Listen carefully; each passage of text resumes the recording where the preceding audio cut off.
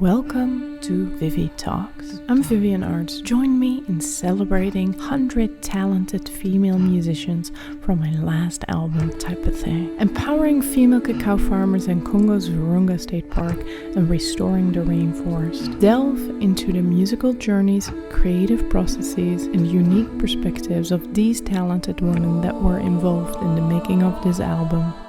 French-Canadian trumpeter, composer, and producer Rachel Therrien, known for her personal signature with influences from jazz to Afro-Latin and global music, Rachel has developed a reputation as a highly skilled, versatile, and innovative artist. After producing 4 records on labels, Rachel Therrien just released her 5th album, VENA, under the French label Bonsaï Music, recorded in Paris with her new European Quartet. Listen to our conversation today as we talk about the role Cuba and Latin music plays for Rachel Therrien. So let's get it started.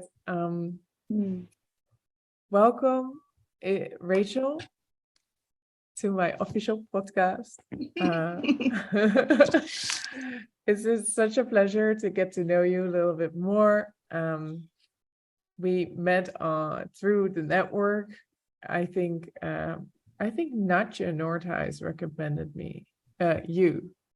Nice. So that's how I got with you for playing on my album. That's great. I love Nadia. And it turned out so great. Many people I hear, they're like, "Oh my God, that's their favorite song of the album." And I mean the whole vibe, right? The Cuban bolero vibe on that song. It's called "What Will Be." Anyway, but now I'd love to ask you some questions. So let's dive into it. So where are you from and how did you get, what do you do and how did you get where you are now? Well, I'm originally from Eastern Quebec, from a small town called Saint-Valérien de Rimouski, which is it's like one village. It's like one main street with like 2-3 other blocks. Wow. I had my house, the school, and then the farm, and then my babysitter in front. That was my whole universe. And then it's only later on we had to move to Montreal for my mom's work, and it's when I started playing music. Because the only contact with music I had before that was a cousin that played. She's an amazing violinist, classical violinist, but it's like it was my only contact to music was her, like playing traditional Quebec music and Christmas parties.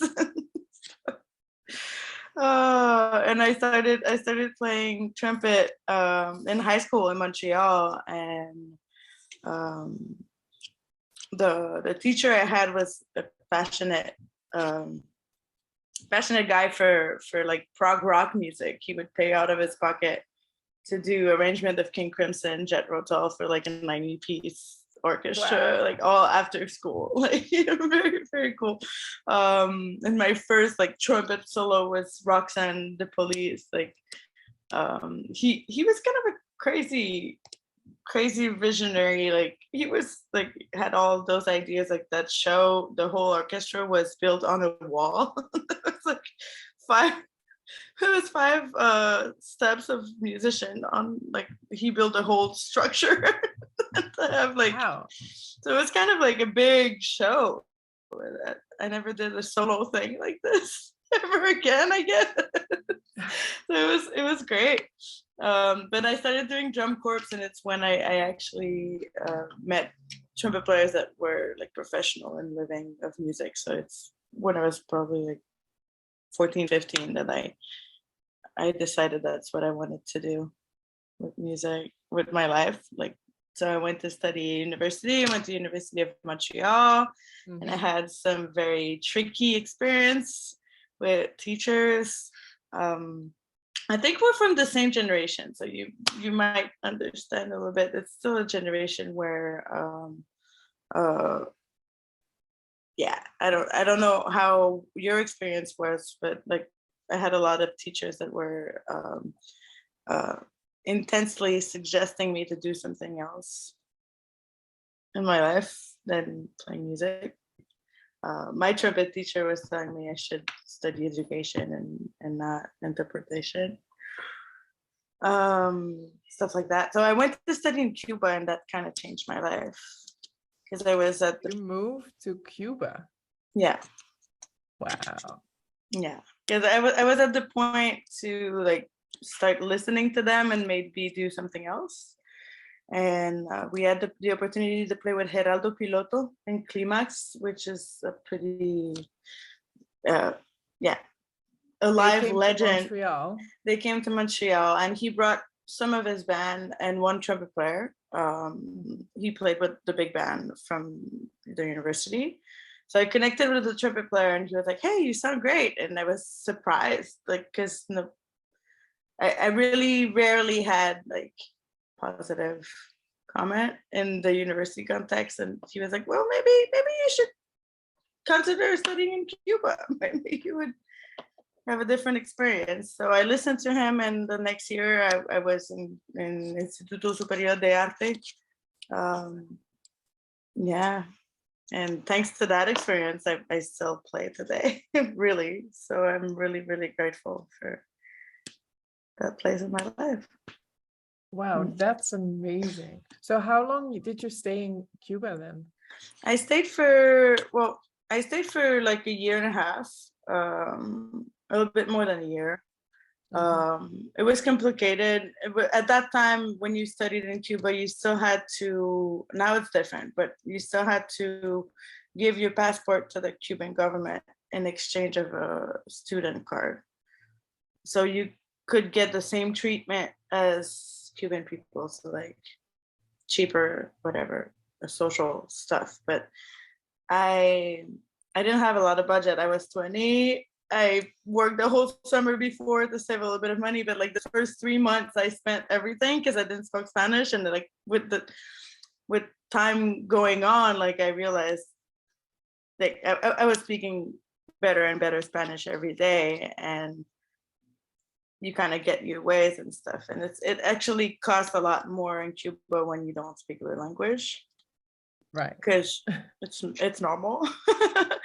But yeah, I kind of had no more money, and I wanted to stay longer. But after I paid for 6 months of school, and after 6 months I was out, and I was talking with the teachers, I'm gonna have to stop. And they were like, "Well, they're not paying me more if you keep going or not. So just keep going." So I kept going, and I would run in front of the like administration office when I had to walk in front of it, just run for them to not see me. So I kept doing the whole like year.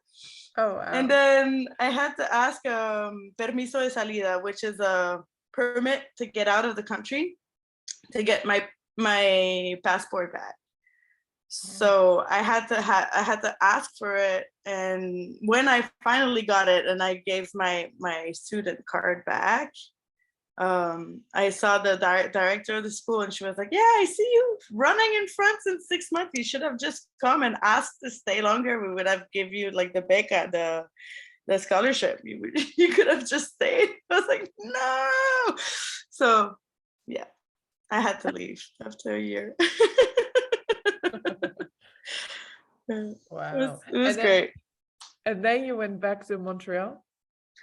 Then I went back to Montreal. I was very depressed, actually, because I really wanted to stay in Cuba longer. And like my experience in Montreal was so dark before that.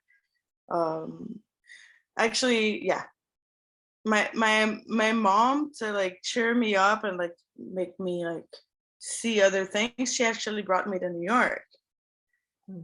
And so I started, that was in 2010, and it's the first time, well, in New York, I could like see the same, very similar like vibe in music, and like the necessity of like creating more, and like that urgency of like just making music and like high quality music.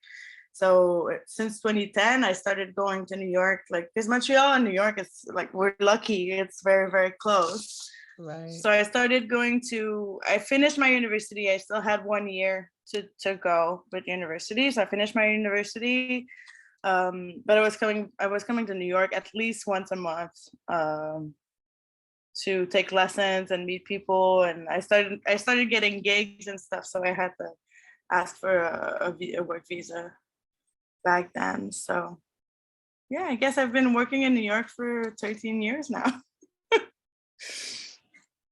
And then after graduating, you moved to New York. Yeah. Yeah, I moved to New York in 2015. So it actually took 5 years for me to do that shift. It's kind of, yeah, it's great because it's very close, but at the same time, it's harder. I mean, like when you come from another country, like you from the Netherlands, like you actually have to leave. Like with all your stuff, you have to make the decision. Like I think with Montreal, it's a 6-hour drive. So it's like, although I've been living in New York for 8 years, I don't even think I've made a decision yet, because it's just possible to be a little bit in both places. To be both, yeah. Yeah. So yeah, that's right. Yeah, I moved to Boston in 2012, and then after graduating in 15. So yeah, I moved to New York. That's the same year. Yeah. Right. Did you ever thought of like moving back to Netherlands or? Well, we do have a house, so we're there, but New York is just too great. There's so much stuff to do here. I don't see myself going back. If I don't have to, I'm here in Brooklyn. Yeah. Yeah. I mean, I'm sure you feel the same. It's just so creative, all the people that are here. It's just, you feel like you need to do more constantly, and there's all these amazing people, and you're like, oh, we need to play, and then it just it's exactly. It's just, it's constantly feeding my dream pocket. Yeah, that's well put. Yeah. So what projects are you working on? Are you still into Cuban stuff? Because that's a big part of your. Actually, yeah, I just released my 6th album, but it feels like the first one because it's the first that it's like a Latin jazz project. And I kind of been dreaming of doing that project since Cuba. When I came back from Cuba, in Cuba, I was like, it's really when I realized that, if they're not gonna, like in Montreal, if they're not gonna trust in what I can do, if they're not gonna call me to play, I'll just start my own stuff. And that was kind of my motivation. At first, I didn't really want to have my own project. I just wanted to play jazz, and the only way to play jazz was to have my own project. Because unfortunately, I was not getting called by my colleagues and whatever. It was kind of sad. But yeah, it forced me to learn how to produce, how to like do the whole thing from scratch, rent the studio, do arrangements, pick the musician, and then all the promotion part and blah, blah, blah. You know about it. It's a huge amount of work that has nothing to do with just playing. So, so I did my first album in 2020. No, in 2011 it came out. 2010, like right after Cuba, I recorded my album, and it came out 2011, called On Track, and it has a picture of Cuba on it, which was it was not Cuban music. I did have arrangements that I did that was influenced by Cuban music, but I played with colleagues from school on the record, which didn't really know that tradition. So it's kind of funny because it has in the writing, it has Latin jazz influence, but not in the playing, which is pretty, it's special. And it's like I feel like I was a kid. It feels like another life. Like when I listen back to that record, it feels like a mini me, like just the beginning of what I am today. But I'm glad it's still out there because it's like a picture of that time. And I read it on this new I read it on this new session that is going to come out on the next record, an arrangement of that first album. I rearranged of one of my tunes that I wrote for that first album. Now where it's at in my that's so cool. in my playing, so it's fun. And I did 3 records with a quintet in Montreal. I did 1 album in Colombia in 2014. I had the opportunity to do a full month tour with a gypsy band called Gypsy Cumbia Orchestra. It was like a brass band mixing like East European music with Colombian rhythms all over Colombia. So I met a bunch of people in Colombia, and I took advantage of the situation, the opportunity to just put people into a studio. And for 3 days we recorded. I wrote structures to be able to improvise together, because like I only had like 4 jazz players on the 12 people there. There was 4 musicians from the Pacific coast of Colombia, 4 musicians from the Atlantic coast of Colombia, which are like kind of like 2 different raíz, 2 different it was kind of an experiment record. It's like not something that I toured after, really. It's like so I love doing those projects, like just learning so much about the culture, but inside a studio and like working with musicians. So that was the first of many, hopefully, that I will do again. And then in 2019, I had the opportunity to do an album in France, because I started touring in Europe in 2016. So I kind of had some musician that I was playing with often in Europe, and we had the opportunity to record together in Paris in 2019. So this is the album VENA. It had a lot of great response in the radio, but unfortunately it came out in March 2020. So touring wise, tour it? No, not really.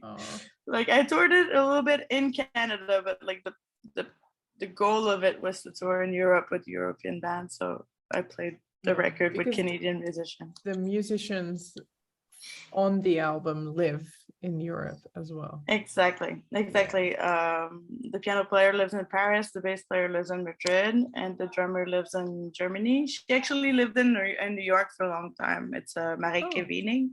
Oh, nice. Yes, I know. Yeah. So yeah, and then finally last year I had the opportunity to record my first Latin jazz project, which is I think it's like the main project I want to focus on for the next couple years. I already have volume 2 that's in the works right now, that is probably going to come out next winter. Is that the same band? Well, it has more than 25 musicians on it. Oh, wow. I did a session in Montreal, a session in Toronto, and a session in New York. Because it was hard for me to pick musician, and there's a lot of musicians that I would have loved to have on too, but I had to like put a limit at some point, budget wise. But I wanted to include as much as possible people that I've been playing with over the past years, and that are kind of part of my community, because the album is called Mi Hogar, which in Spanish it means my home. And like I was asking myself, what does the feeling of home means? Because it's sometimes I feel more at home in my suitcase than in the actual space. And it's wherever I am, and the community that I work with makes me feel home. So and these whole concept of original songs, right? It's the first time I have standards on. I did an arrangement of Con Alma from Dizzy Gillespie and Moment's Notice of John Coltrane, and the rest are originals. Yeah, because all the records before were all original music. Right. So yeah. Can you describe a little bit about your creative process and how do you write or compose? Well, I love writing on a piece of paper. I have a lot of like those little music sheet books that are like tiny, that I just always keep in my pocket or in my backpack, and a lot of ideas just come on on the paper, and then when I need to like concretize something to like officialize or like make a song, I just go back to those ideas, and then I sit on the piano and I start building what has to be built.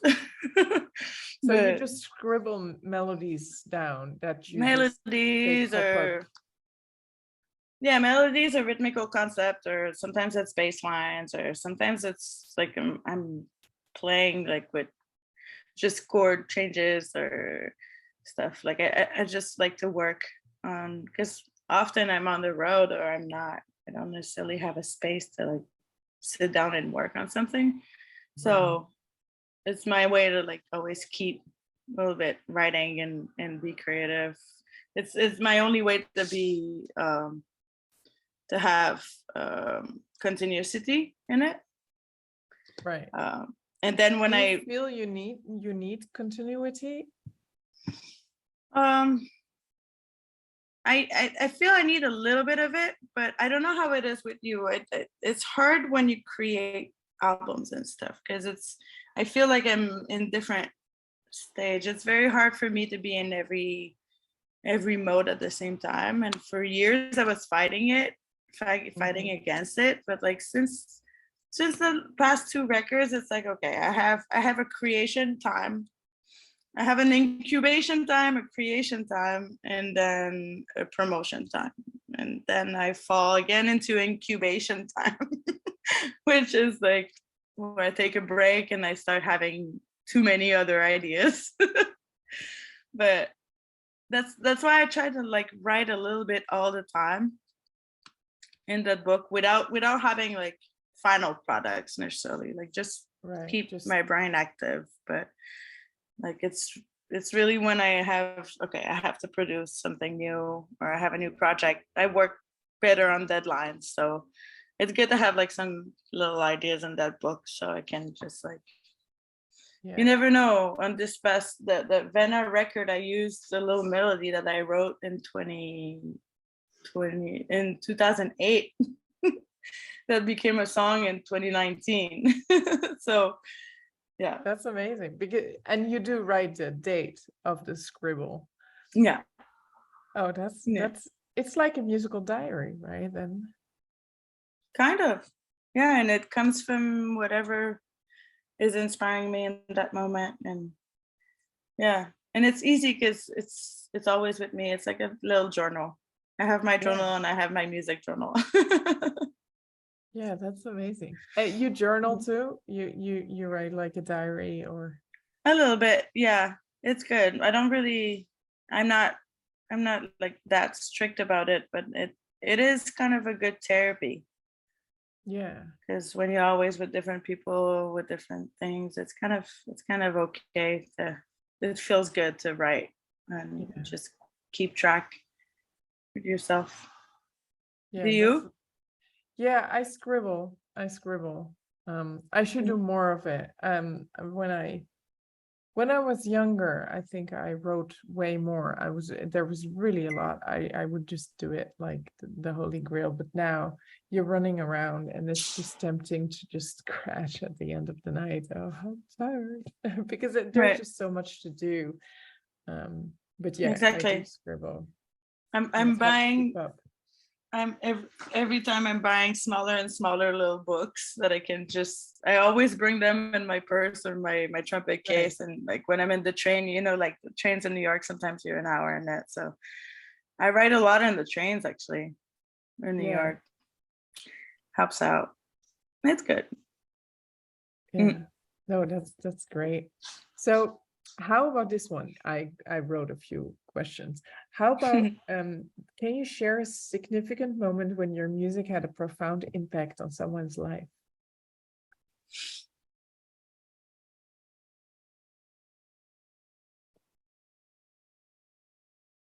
Well,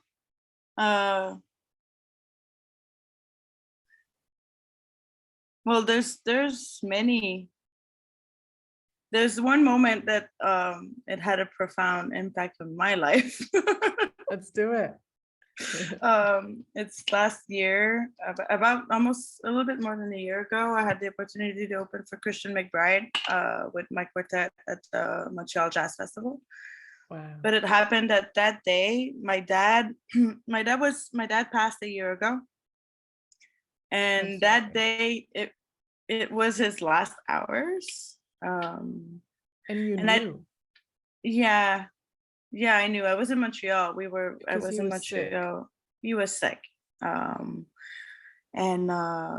I knew he wanted me to keep playing. It was a huge show.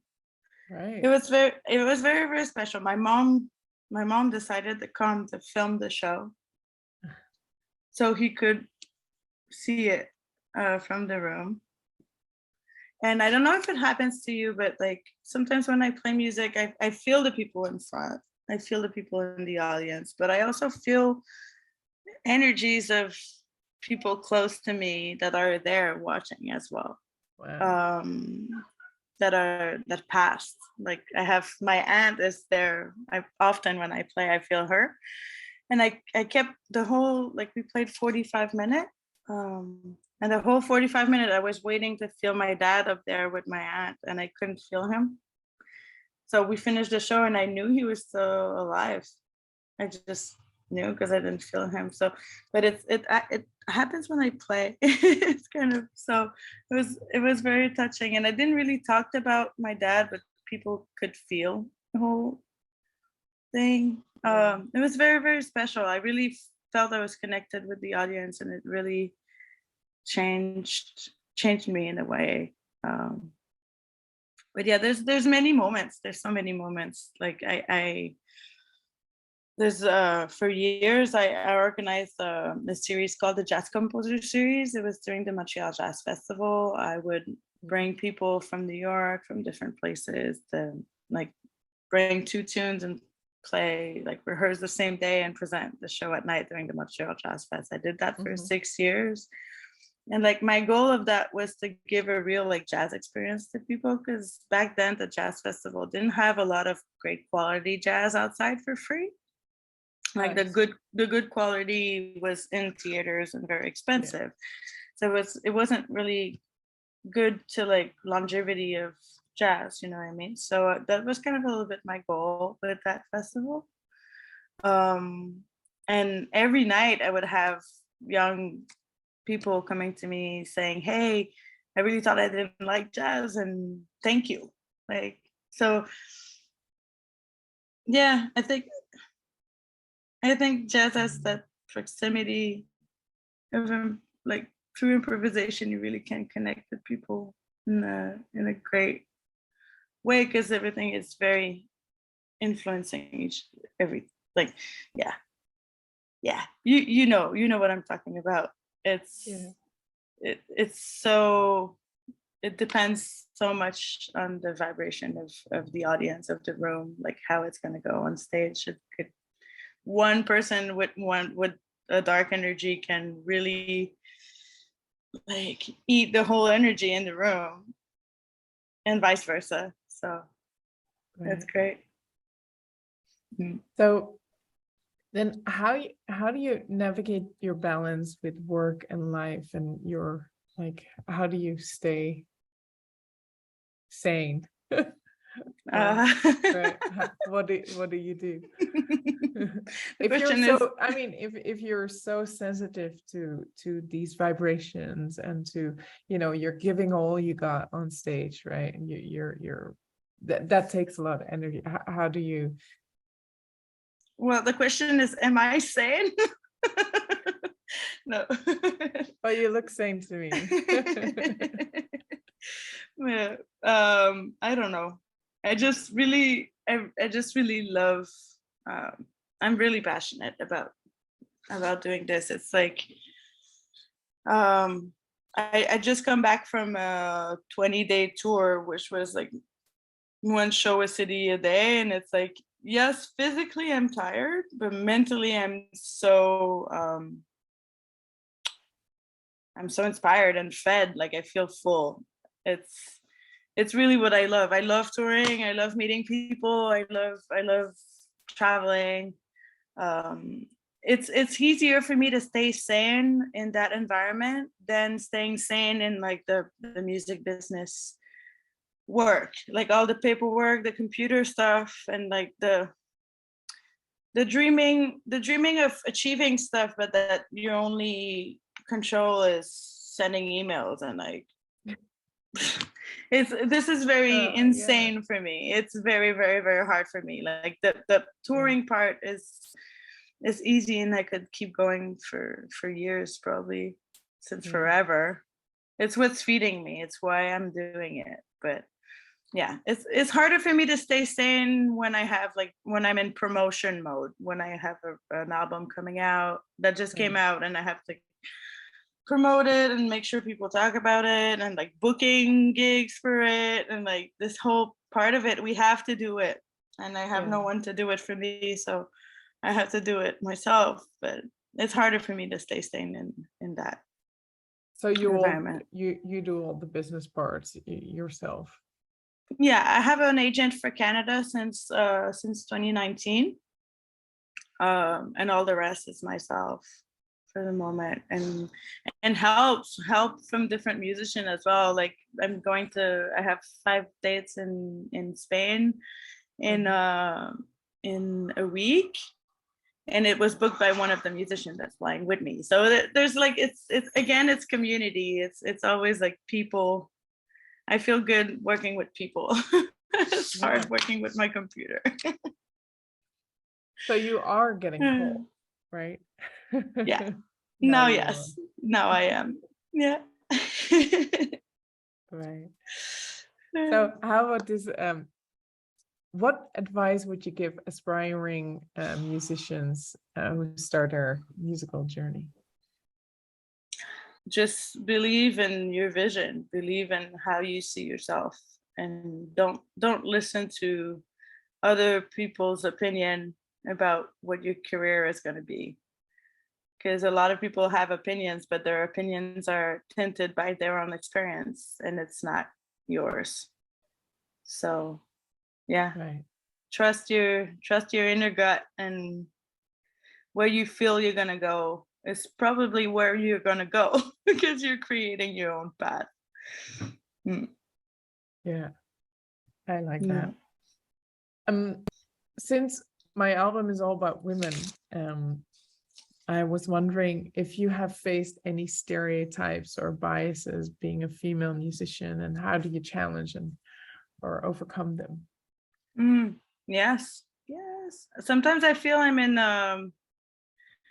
a in-between generation that kind of missed the boat, because things are changing, and I'm so happy. Things are changing. There's a lot more space for women musicians, and it's great for the new generations. It's like our generation, we had very few active examples. It's like, for me, I had Ingrid, and that's it. Jensen. And it took me years before someone told me about Ingrid as well. Although she's from Canada, like, she was not mentioned in music class. She was not mentioned in school. It took me really, it's insane how late I discovered Ingrid. And it's like, and she was my only example. And now there's so many examples for the young cats growing up. So it's the future is going to be very different than what we lived. Sometimes I feel I miss the boat, because like I was the energy, the energy you have when you're in your 20s, and like you want to do everything, and like you feel you can do everything, and you have all the energy. But I had so many doors closed just because I was a woman. Because like a festival one time told me they already had someone like me in a huge 2 weeks festival, and the someone like me was a woman playing trombone. So yeah, this is only one example of thousands of examples of closed doors. It's and also I think we grew up in a generation where women were still put in competition with each other, which is sad. It changed. It already changed so much. We evolved in the last 10 years, like in an amazing way. And there's still place for establishment of equality. But yeah, I'm happy for what's coming up and to see where this is going to bring us. And it's like the tour I just did was with a project called Ostara, the Ostara Project, which is a collective of women band leaders from east to west of Canada, like all over Canada, and it was great. It's just like the first time we met, we didn't know each other. In 3 days, we did a rehearsal, a show, an album, and a documentary. Wow. And it was so easy with everybody's songs. And it was just so easy that like we did a full album in like 5-hour studio, and it sounds great. And there was just no judgment and there was like, I didn't have to prove myself to anyone. It was just a very, very safe space to just be strong as a musician. Wow. It was very magical. And what do you think created that safe space for? I think what created that safe space is that we all went through the same, very similar experiences. But as well, like, because the things are changing. Because like, I think if we had done the project 10 years ago, there would have been a weird competition vibe. Right. In the air. You know what I mean? And this was inexistent, completely inexistent. It was just like, let's create music together. And it was just so great. I don't think I could have lived something like that 10 years ago with the same people. Right. So it's beautiful. It's like sometimes I say, I think I missed the boat, but no, because we're living that same boat and we're living that same change together. Yeah. Oh, and that band is gonna tour? We just did a tour in Canada, and there's other stuff coming up. I think we're recording a second album in March, and I think the concept of this band is to be like, there's going to be a lot of changes in the band in time. I think it's just a space to have really a collective of different band leaders and many people going through it. I know I'm going to be part of the second one, and we'll see what's happening after. It's Jody Prosnick and Amanda Tosaf, which are 2 Vancouver musicians that started the project, and yeah, it's fun. Oh, that's amazing. Yeah. Cool. Let's see what other questions I had.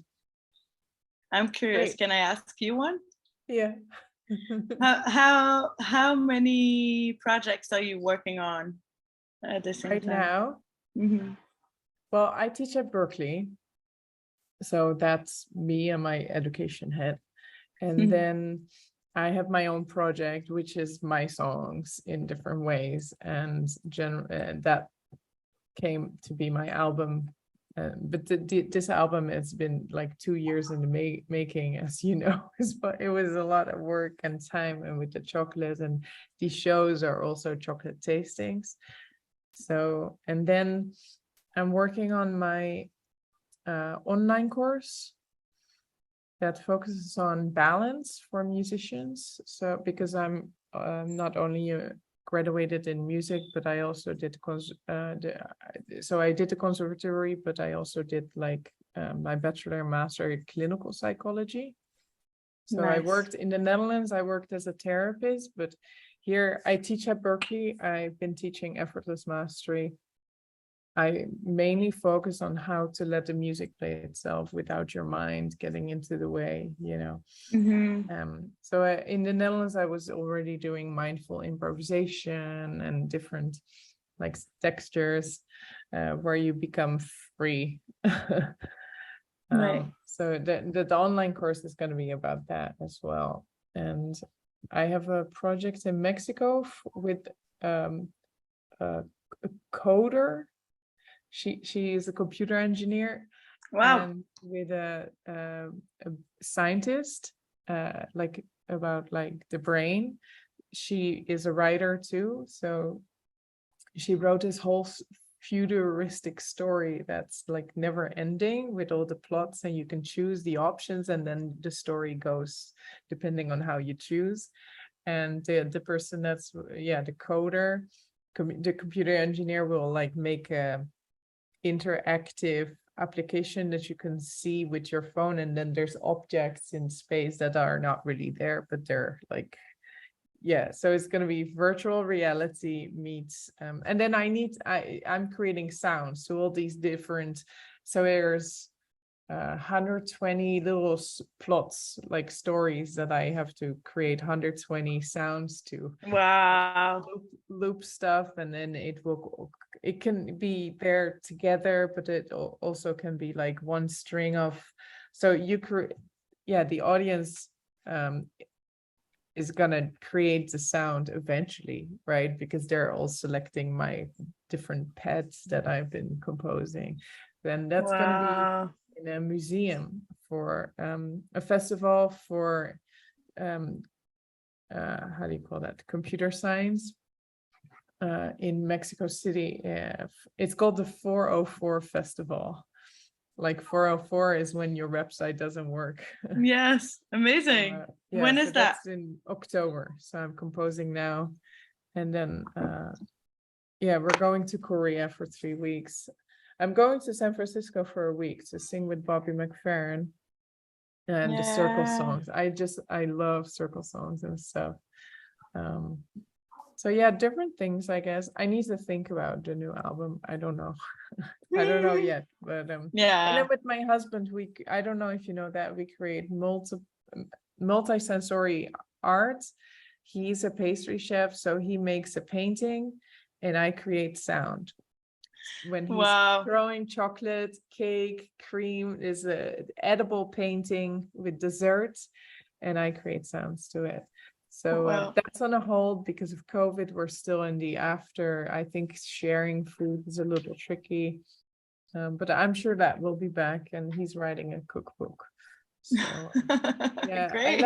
I love collaborations, and I love a lot of digital stuff as well. I love working with, like, I did it for this album. I did all these soundscapes, and I did all the production and putting all the stuff together. And right.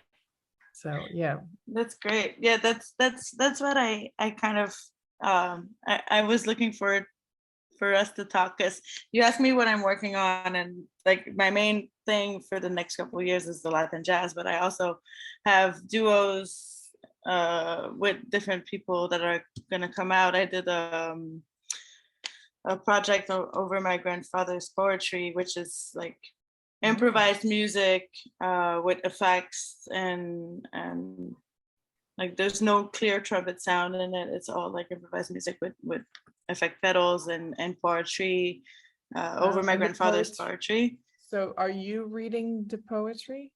I have someone else reading the poetry. Is it in French? It's in French. Yeah, it's all imagery of the north coast of Quebec, and I never knew my grandfather, and I never knew that territory, the northern territory of Quebec. So I'm kind of discovering and my grandfather and the territory through his poetry. And it's great, but it's and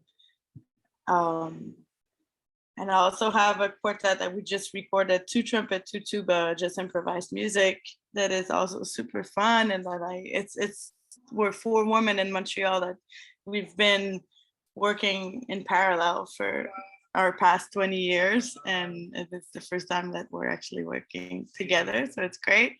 But I wanted to ask you how how do you manage to have so many different projects at the same time and not confusing people on what you do? Yeah, I wonder the same. It's hard. You know, if you scroll through Instagram, people, you know, people are a fan of you as a musician, whatever you do, right? Because you're always, I think being an artist is it's just who you are, right?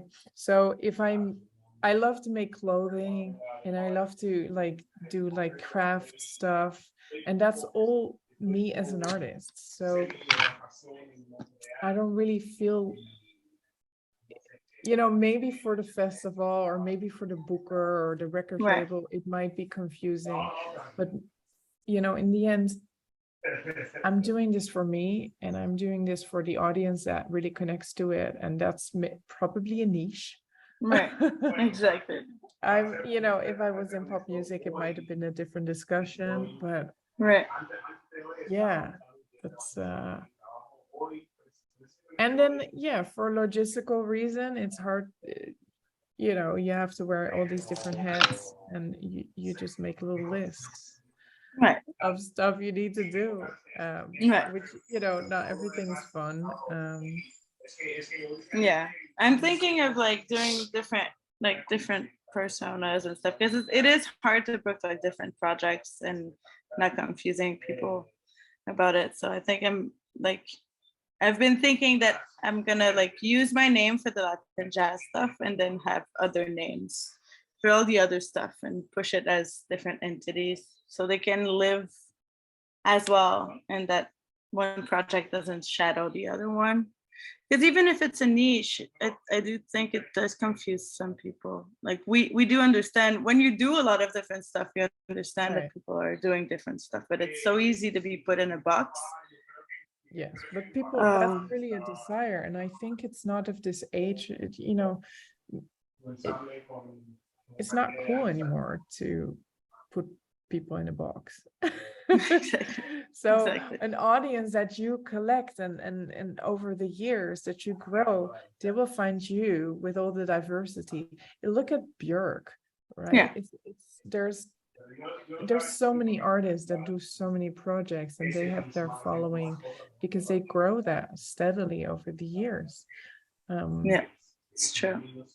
I mean, I get it, going from Cuban vibes to like experimental beeps and bloops, that, and then maybe some straight ahead. Yes, that's a little far out, maybe your audience, but I think you and your trumpets, like the timbre you have, that shows in everything you do, right? And the vibe also with my album, I would say that all these songs that I wrote came out different because of my arrangers, right?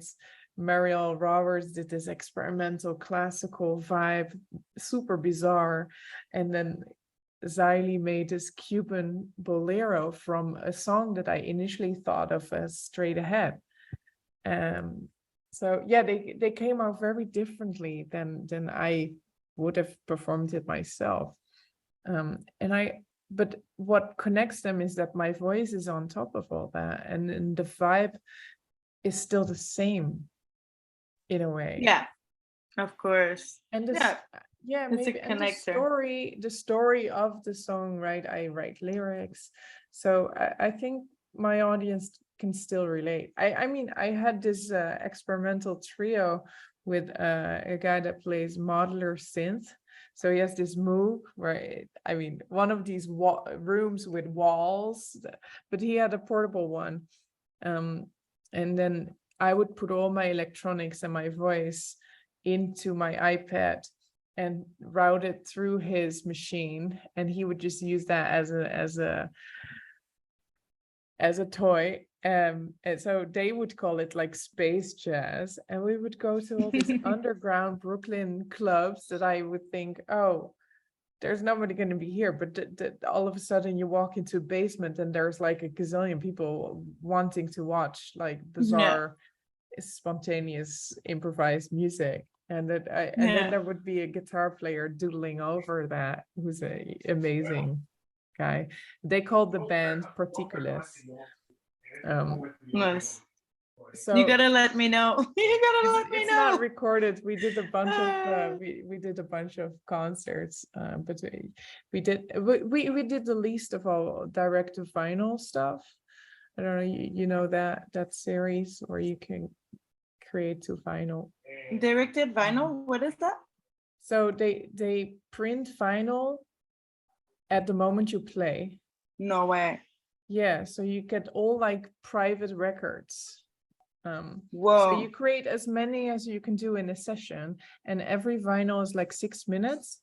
So you can, with improvised music, it's fantastic, right? Because you do a 6-minute improvisation, and that record is gonna be ordered by Bob or Claire. Oh wow. Right? They get their private, and you can also, it's really funny, you can say, hi, thanks for ordering. You can make a special dedication at the beginning of it and then play your song. And yes, least of all, they are in Brooklyn. You should totally get with them to do it. Like it's just limited. I would love to do that. If you have a That's session great. of 2 hours, you can make like 20 of them because you just play like. Oh wow. Yeah, that's amazing. I've done 2. I've done it with just solo with me on piano and singing, and then I did the trio, the space jazz trio. Nice. Yeah, I just had I had the opportunity to play at the Suoni per il Popolo festival. It's in Montreal. You should check it out because I don't know if you know about it, but it's a 1-month festival of all like improvised and nice and niche music. I think it's been around for like 20 years. It's like a pretty big thing. And I had the opportunity to do a solo set for the first time in that context, like and it was great. I was pretty stressed out, but it went amazing. It's so much fun. I love it. Is cool, music. Right? Yeah, I love improvised music, though it's a small crowd that would go to it, but with these chocolate events we have, all of a sudden people show up and they're like, oh, is this jazz or is this like improvised music? And I'm like, yeah, it's whatever you want to call it. It's just music. It's a soundscape to whatever movement is there, and they get it because chocolate is flying and it makes a sound. Right, so there's a connection between the visual and the sound and the just all the senses, and then afterwards, obviously, they eat it. So there's it's not scary anymore. Experimental music, right? Exactly, because it makes sense, and experiments are in everywhere in nature, right? If you have a conversation, it's an improvisation too. Yeah. So yeah, I think people should be less scared to go and watch experimental music. Exactly. It got a little bad rep for like. Yeah, I love it. Yeah, the problem is the boxing always. Right. But, yeah. My goal with the project over the poetry, it's called Capi, because they called my grandfather Capi for captain. Out already? Not yet. There's some videos online. There's like 2 or 3 videos on my YouTube channel. But it's coming. It's probably gonna come out in the spring next year because I'm gonna re-edit the poems. It's gonna be an album book. Nice. And my goal with it is to do a tour of libraries to really push it into like people's life and like create more of an event than just like a music show, like really connect words with music and how sharing. How many poems are there then? Well, I did 12, but there's 2 how do you call that? There's 2 books, 2 how do you call it? Yeah, volumes. 2 volumes, that I'm gonna re-edit for this, so it's going to open the door to more writings on those, Yeah, poems and stuff. That's beautiful. Yeah, Yeah. I always love like interdisciplinary work because it creates a little more meaning to it. Yeah, and it's different types of art that are all connected to the Right. yeah, it's that same part of your brain and your heart that is the creative part that connects with different yeah. I worked a lot with dancers. I did the music for a dance company called Impulso. They're touring the show right now with all my soundtrack, which is fun. And I love working with dancers. During COVID, there was a program made in Brooklyn.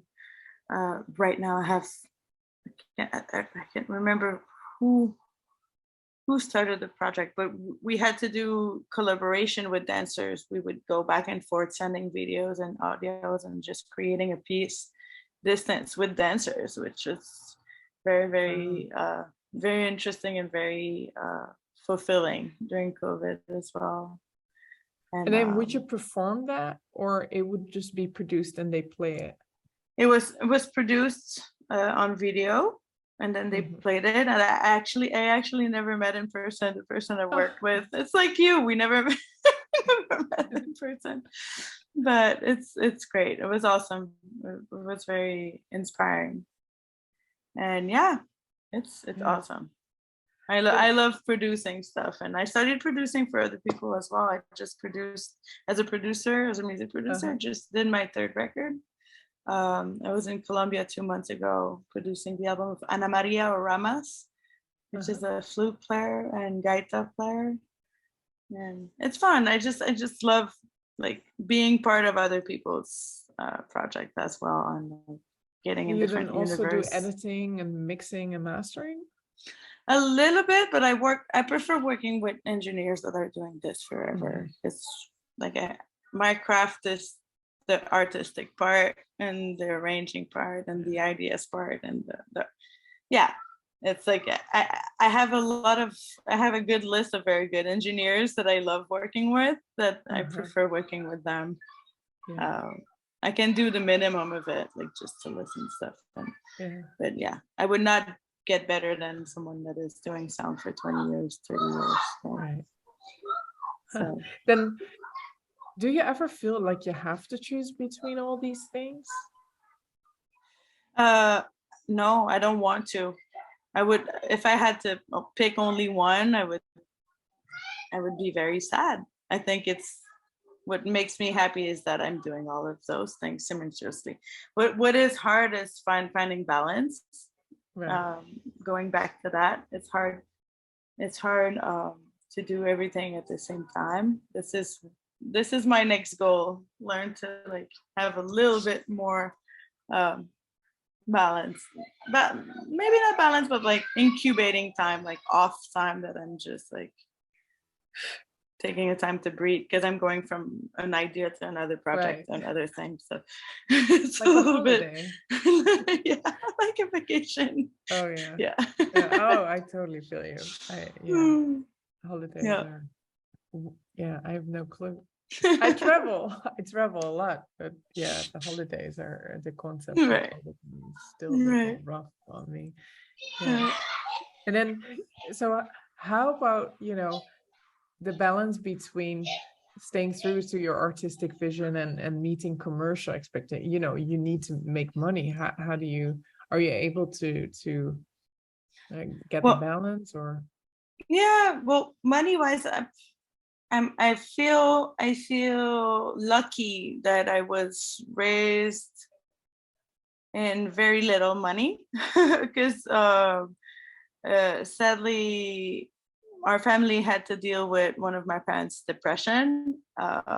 So we had very, very low income for a long time at home, which kind of taught me how to live with very little and how to be happy with very little, and to trust that if you dream about something,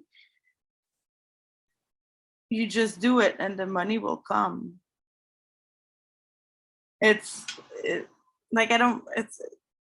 it's not a very common thinking in our capitalism world. But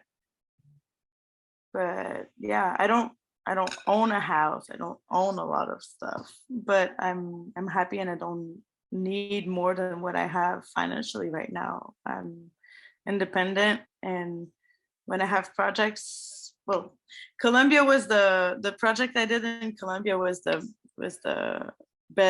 best example of that. I wanted to do the record in Colombia, and I still had no money to do it, and I was in between apartments, and I was coming back to Montreal from trying to move in New York, because I tried to move to New York in 2012 and I had to move back to Montreal, but I lost all my gigs. I didn't have a lot of work. I had that band that I was touring with in Colombia, but they were not paying. They were just paying the travels. Like, I made no money on that tour. It was just, but I was like, okay, let me do it. I'll do that recording. I want to do it. It's going to happen. I didn't know how. Mm-hmm. And we left late December. And late November, I still had no money to do it. And I got called from someone to sub on a TV show for 3 weeks in a row. And bang, I had the money to do the record. but that's the best example. It's like, I don't think we should block ourselves to do something we dream for because of money. Because money it's a concept. It comes and it goes, and when you decide to do something, you attract it's kind of a little bit of the law of attraction. It's like you just put on the work and believe it's gonna come, and it's gonna come. I think it's like, I'm not asking for too much. I just want to do my little projects, and I don't know, for now it works. So yeah. And do you do any teaching too? I do a little bit,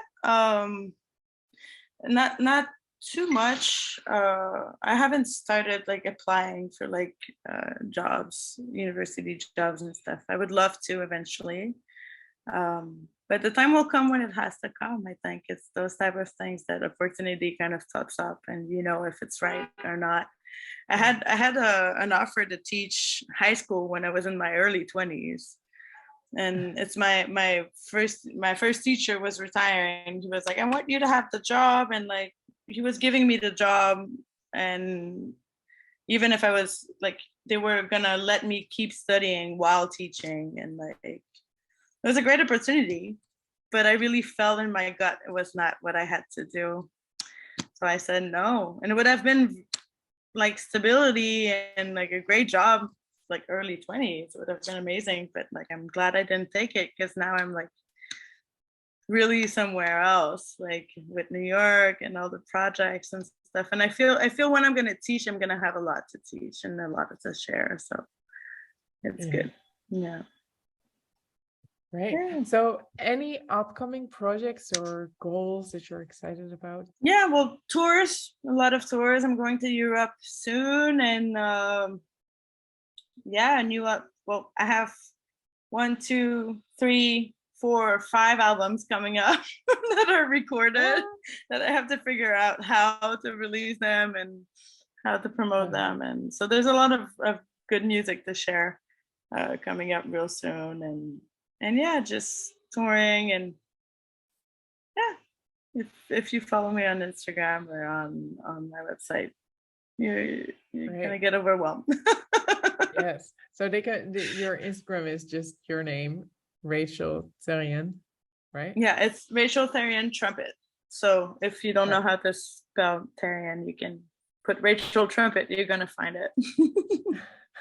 I'll put it in the description as well. Good. Yeah. So great to talk to you. It is. Thank you so much for the opportunity, and thanks for asking me to play on your record. It was an amazing project, and I discovered a lot of people through it as well. It's like I think great. That's the best thing of doing a collective thing like this, is that you're really promoting a lot of people. Yeah. And we are so many. It's putting our voice out there. Yeah. Yeah. And now still I meet all these other women musicians and I'm, oh, I should have known you, right? Right. It's constantly, you would think 100 is a lot, but no, I know at least 100 more. Exactly. It's beautiful you did that. Time for part 2, but we'll see what's next. Maybe the next one is going to be solo.